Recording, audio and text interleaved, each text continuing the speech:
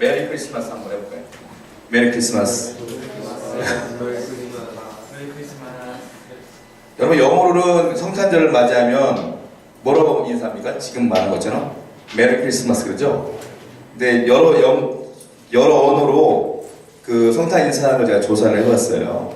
영어로는 메리 크리스마스 그러고, 브라질 말로는 펠리스 나탈, 헝가리어는 블로 카라소미, 이탈리아는 부응 바탈리, 스페인어는 뭐라고 합니까?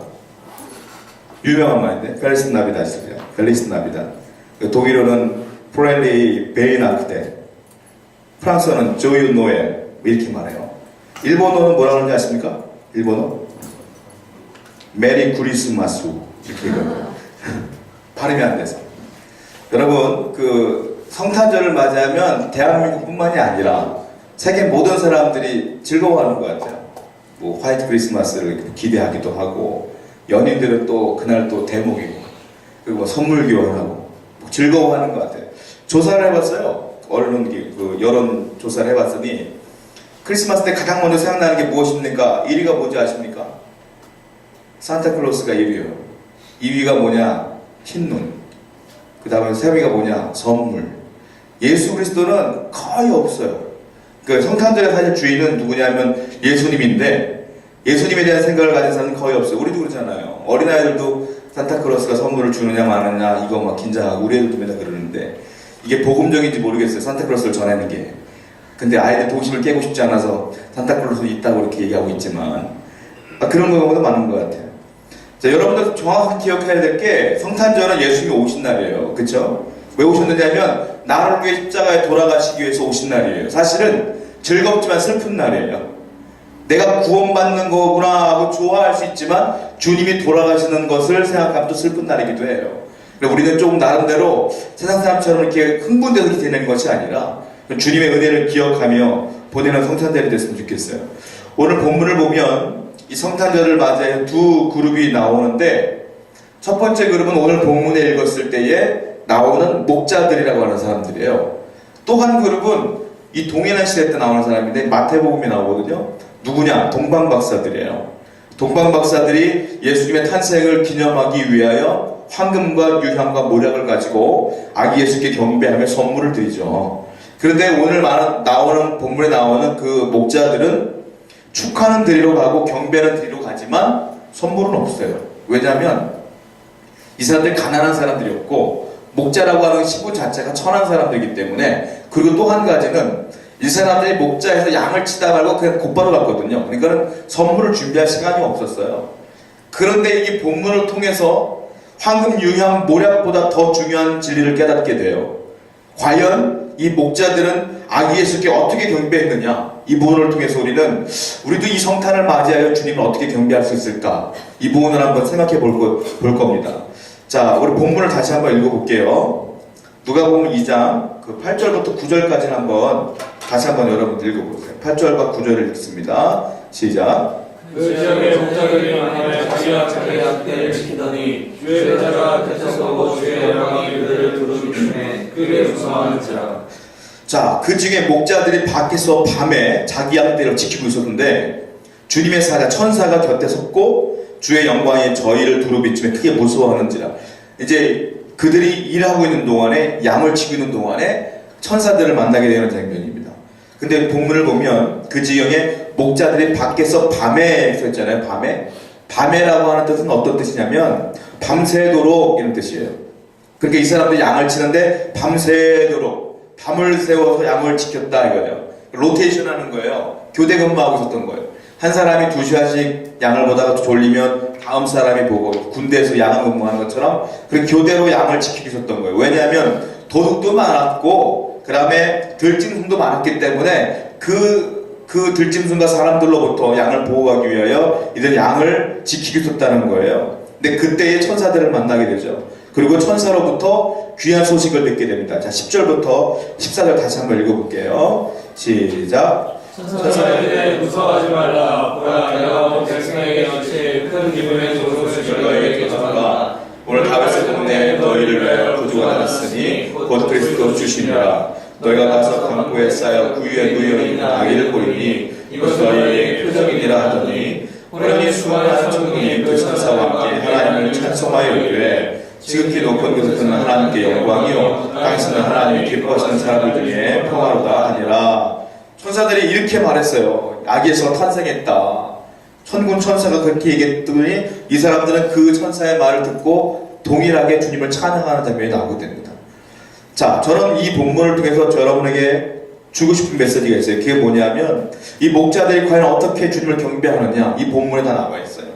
자, 첫 번째로 한번 생각해 볼 필요가 있습니다. 15절과 16절을 한번 다시 읽어보겠습니다. 시작. 베들레헴까지 시작. 천사들이 일어나 흘러가니 목자와 사수하되 베들레헴으로 가서 주께서 우리에게 알리신바 이 이루어지기를 보자고 빨리 가서 마리아와 요셉과 그 위에 누이 아기를 찾아서 이 천사의 말을 듣자마자 목자들이 베들레헴으로 가자라고 자기들끼리 얘기를 해요.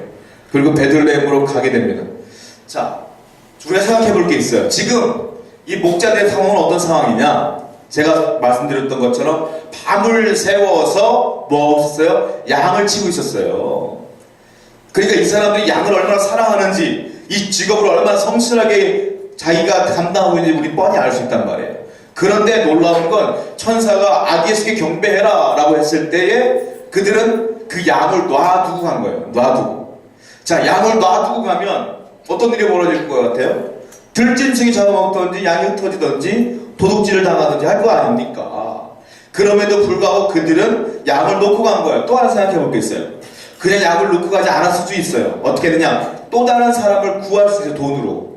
야, 우리가 지금 급한 일이 생겼으니까 내 대신 양 좀 봐줄래? 라고 할 수 있잖아요.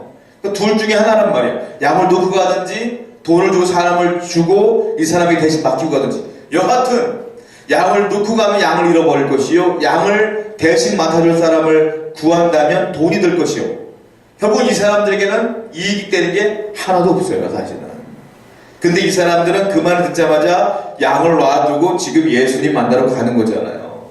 자, 이 목자로부터 우리가 기억해야 될 게 있어요. 뭐냐? 진정한 경배와 진정한 예배는 뭐냐? 바로 신앙적 결단이 있어야 된다는 거예요. 이 사람들은 지금 아기 예수를 만나기 위하여 결단한 거예요. 나름대로. 내가 지금 치고 있는 양을 포기한 거란 말이에요. 내 물질을 포기한 거란 말이에요. 포기가 있고 결단이 있었기에 그들의 경배와 예배는 진실된 거다. 자, 여러분들은 어때요? 주일 한번 예배 드리는 것 자체가 어쩌면 여러분들에게 신앙적 결단일 수 있어요. 왜? 저 자고 싶잖아요. 근데 그걸 끊고 나온 것 자체가 결단이에요. 교회 나오고 싶지 않은 생각들이 많이 있고 여러 가지 일이 생길 수 있잖아요. 다 끊고 나왔다는 것 자체가 결단일 수 있다라는 거예요. 자, 그런데 또 더 중요한 게 있는데 16절 말씀을 보세요. 16절 말씀 보면 처음에 빨리 가서 마리아와 요셉과 그 위에 누는 아기를 찾았다 했어요. 빨리 가서. 빨리 갔다는 게 뭐냐면 달리기로 빨리 뛰어갔다는 소리가 아닙니다. 어떤 의미냐면 천사가 아기 예수께 나아가 경배해라 했을 때 그들이 빨리 갔다는 건 뭐냐면 빨리 결단했다는 거예요. 그 얘기 듣자마자 그래 가자 하고 빨리 결단을 했다는 거예요. 자, 이 사람들은 어떤 사람이냐? 신앙의 결단을 할 때 즉각적으로 빨리 결단하는 사람들이었다는 거예요. 하나님 말씀이 임하면 고민하고 어쩔 수 없이 결단하는 게 아니라 말씀이 들리면 그 즉시 결단하는 사람들이 이 사람들이었다는 거예요. 여러분들은 어떻습니까? 하나님 말씀이 들리거나 주일 찾아오거나 금요일을 찾아오거나 또 교회에서 뭐 하자 기도하자 하면 여러분들 어떻습니까? 순간순간 즉각적으로 반응하는지 아니면 여러 가지 고민하면 죄면서 고민하고 나오는지 여러 가지 문제를 볼 때 어쩌면 이 목자가 우리가 훨씬 낫다는 거죠. 빨리빨리 결단했다는 거예요. 제가 어떤 책을 봤는데 바로 이야기를 제가 그 책을 본 적이 있는데 모세가 바로를 찾아가서 바로에게 우리 이스라엘 백성들을 놔주십시오 라고 부탁을 하지 않습니까? 하나님 말씀을 전해요. 하나님이 허락하신 겁니다. 그때 만약 바로가 그 말을 듣고 하나님 말씀을 듣고 그냥 이스라엘 백성들을 놔줬다면 10가지 재앙은 없어요. 사실 있을 필요가 없어요. 근데 바로가 결단을 안 합니다. 신앙적 결단을 안 하죠. 하나님 말씀을 안 듣죠. 안 듣다 보니까 어떻게 돼요? 시간은 흘러가죠. 시간은 흘러가는데 하나님은 포기하지 않아요. 그러다 보니까 첫 번째 재앙, 두 번째 재앙, 세 번째 재앙, 네 번째 재앙, 나중에 어떤 재앙이 벌어져요? 자기 아들 죽는 장자의 죽음의 재앙까지 오다 보니까 그때서야 포기하죠. 여러분. 그 책에서 그렇게 말하더라고요. 자꾸 미루다 보면 복종하고 순종하기가 더 힘듭니다 라고 했더라고요. 그런 것 같아요. 여러분들, 이 목자의 특징은요, 이 사람들은 미루는 사람들이 아니야. 하나님 말씀 앞에서는 그냥 즉각적으로 순종했던 사람들이에요. 하나님 말씀을 그대로 따라갔던 사람들이고, 세상의 것보다 하나님 것을 먼저 선택했던 사람들이에요. 바로 같은 경우는 자꾸 미루다 보니까 복종하기가 더 어려워지고 자존심만 생기는 거 아니에요? 신약성경에 보면 아나니아와 삽비라는 사람이 나와요.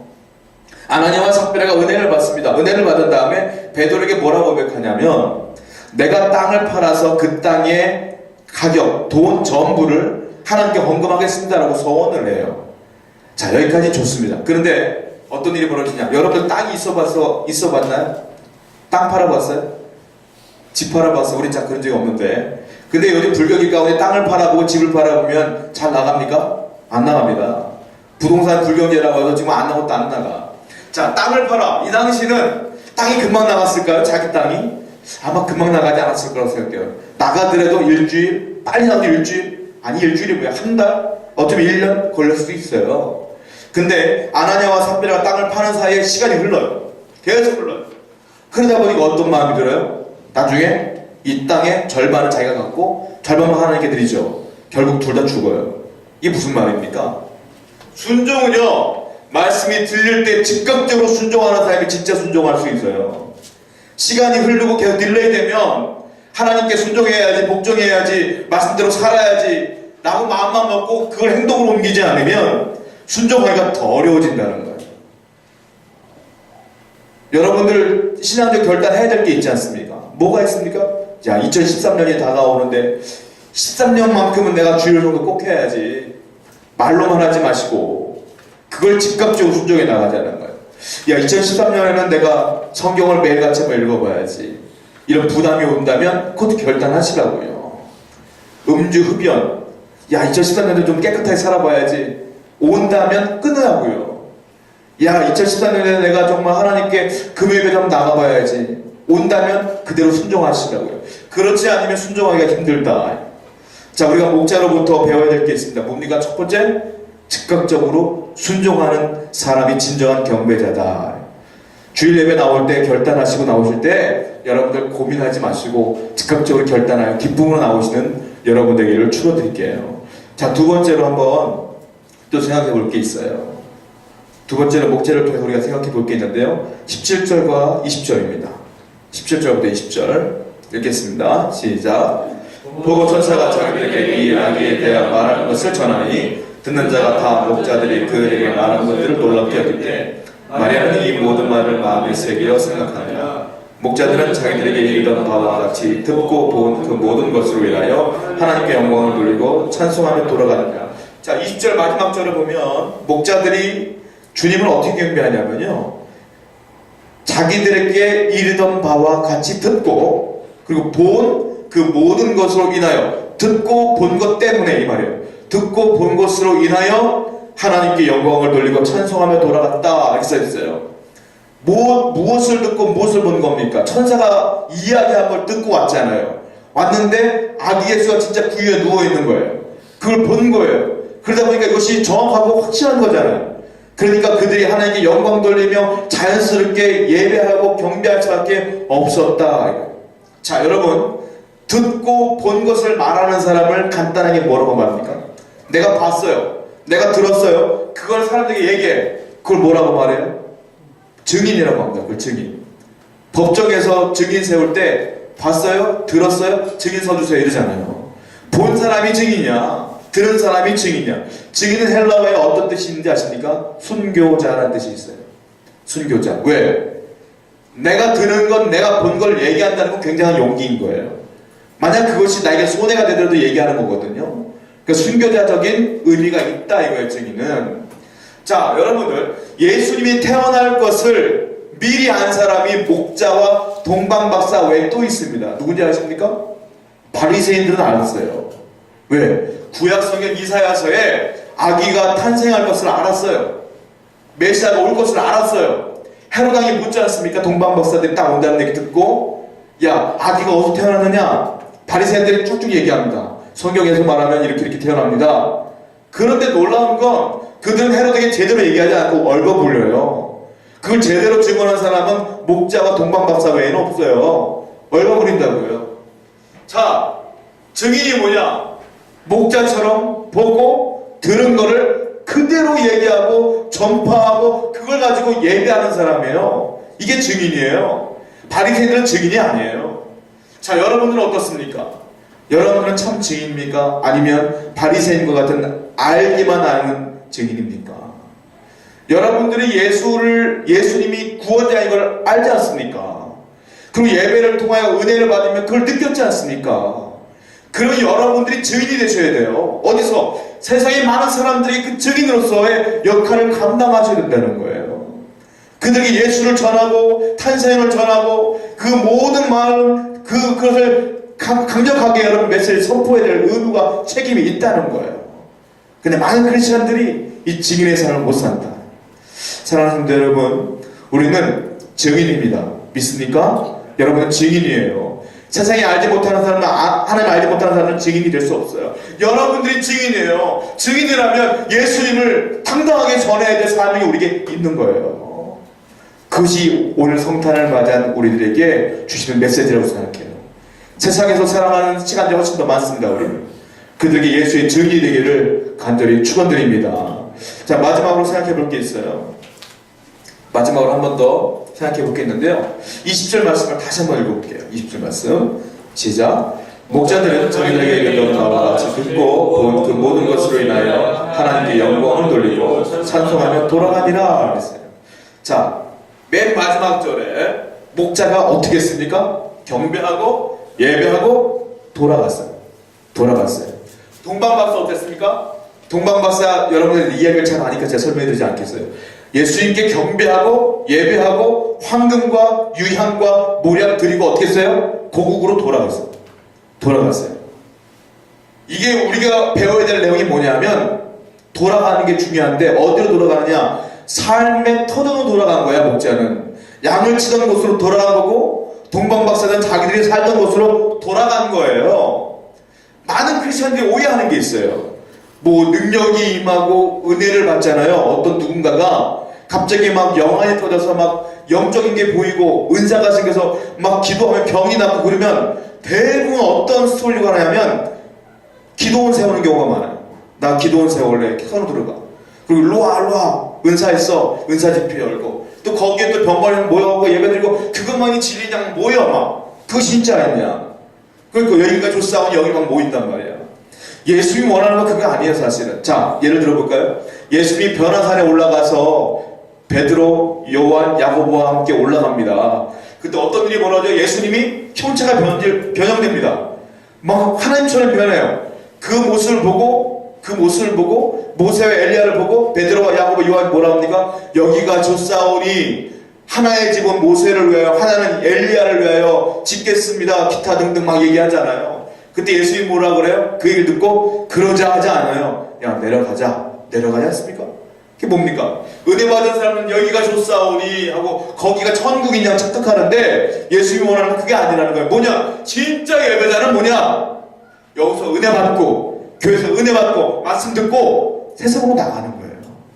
내 본질적인 삶의 처녀인 세상으로 돌아가는 거예요. 돌아가고 거기서 진정한 예배를 드리는 것이 그 증인의 삶을 사는 것이 진짜 예배자다. 할렐루야. 여러분, 교회는 은혜 받고 말씀 듣고 머무는 곳이 아니에요. 은혜 받고 말씀 듣고 선포되어지고 파손되어지는 것이 교회다. 여러분들의 본질은 어디입니까? 세상입니다. 직장인들은요, 직장이 여러분들의 본질적인 삶의 터전이에요. 거기서 여러분들은 예배자의 모습으로 예수님의 증인의 모습으로 살아가야만 여러분들을 통하여 그들이 구원받고 여러분들을 통하여 그들이 은혜 받는 거예요. 그것이 여러분의 사명이에요. 학생은 뭐 하는 거예요? 본질이 학교에서 공부하는 거예요. 여기서 은혜 받고 힘을 얻고 영적인 삶의 케어를 받은 뒤에 세상으로 돌아가, 학교로 돌아가, 그 열심히 공부하며 사는 것이 우리의 사명인 거예요. 그건 진정한 예배자인 줄로 믿습니다. 우리는 오늘 말씀을 통하여 그 목자들을 통하여 이 귀한 진리를 깨닫게 되는 거예요. 요셉을 볼까요? 요셉은요 감옥에도 가고 노예로도 팔려갔어요. 근데 요셉이 형통했다는 말이 계속 나오는데 형통할 수밖에 없는 게 뭐냐면 그가 감옥에 있어도 성실하게 그 안에서 교회가 아니잖아요. 거기는 교회가 아님에도 불구하고 자기가 맡은 일에 최선을 다하며 섬겼어요. 사람들을. 노예임에도 불구하고 주인을 섬기며 최선을 다해 살았어요. 그래서 그곳에서 하나님의 영광을 드러내고 형통함이 드러나기 시작한 거예요. 오늘 본문에는 목자도 마찬가지고요. 평상시에 성실하게 살았고 또 성실하게 살려고 하지 않습니까? 사랑하는 성도 여러분, 여러분들의 본질의 고향은 바로 교회에서 예배 듣고 그쪽 세상에 나가서 열심히 사는 것임을 다시 한번 제가 여러분께 말씀드려요. 열심히 사시기 바랍니다. 그것이 삶의 예배인 줄 믿습니다. 마지막으로 인사하고 마칠게요. 우리 열심히 삽시다. 인사하겠습니다. 열심히 삽시다. 아멘. 기도하겠습니다.